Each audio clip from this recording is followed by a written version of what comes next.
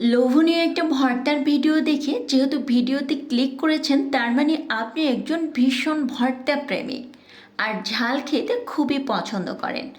আজকের এই ভর্তাটা মূলত ঝাল প্রেমিকদের জন্য। আর যাদের মুখে একদমই রুচি নেই, অনেক সময় হয় কি জ্বর ঠান্ডা লেগে কিছুই খেতে ইচ্ছে হয় না, তখন চাইলে আপনি চট করে এই ভর্তাটা তৈরি করে এক প্লেট ভাত অনায়াসে খেয়ে নিতে পারেন। আমি বলবো এটা মুখে রুচি ফিরিয়ে আনার মহা ঔষধ।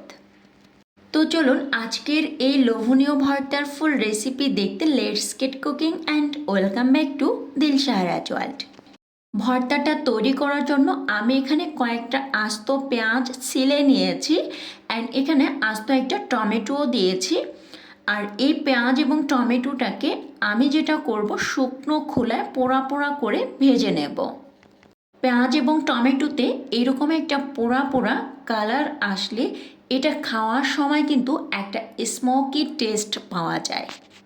আমি এই পেঁয়াজ টমেটো কড়াইয়ে দেওয়ার পরে কিন্তু গ্যাসের ফ্লেমকে একদম লো লেভেলে রেখেছি, যেহেতু এটা লোহার কড়াই আর এটা তাপ কিন্তু খুব বেশি লাগে। এরপরে একটি ঢাকনা দিয়ে পেঁয়াজ এবং টমেটোটা সিদ্ধ না হওয়া পর্যন্ত অপেক্ষা করেছি।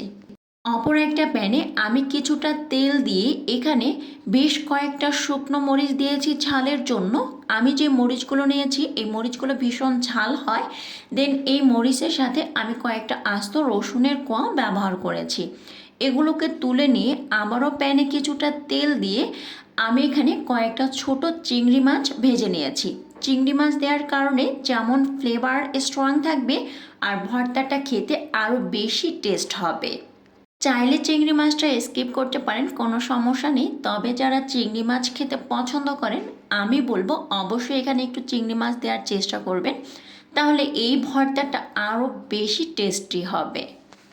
আমার কাছে এই ভর্তাটা এত বেশি ভালো লাগে আর আমি যেটা করি একবার এই ভর্তাটা বেশি করে তৈরি করে একটা এয়ারটাইট বক্সে রেখে ফ্রিজের নর্মাল পোষণে সংরক্ষণ করে রাখি। যখনই গরম ভাত খেতে বসি তখনই ভর্তাটা বের করে গরম ভাতের সাথে খেয়ে নিই। পেঁয়াজ ও রসুন মরিচ টমেটো চিংড়ি মাছ সবগুলোকে হাত দিয়ে খুব ভালো করে চটকে নিয়েছি। দেন এই ভর্তায় আমি কিছুটা ধনিয়া পাতা আর স্বাদ মতো লবণ দিয়ে আবারও একবার খুব ভালো করে চটকে নিয়েছি। দেখেন ভর্তাটা কতটা লোভনীয় লাগছে। আর আশা করছি ভর্তাটা যখন আপনি নিজ হাতে করবেন তখন কিন্তু ভর্তা করতে করতে আপনি আর লোভ সামলাতে পারবেন না। এই ভর্তা থেকে এত বেশি ফ্লেভার বের হয় আর খুবই লোভনীয় লাগে। আজকের রেসিপি এই পর্যন্তই। আশা করছি রেসিপি আপনাদের কাছে অনেক বেশি ভালো লেগেছে। ভালো লেগে থাকলে দিলশাহরাজ ওয়ার্ল্ড চ্যানেলের সাথে থাকার আমন্ত্রণ জানাচ্ছি। আসসালামু আলাইকুম।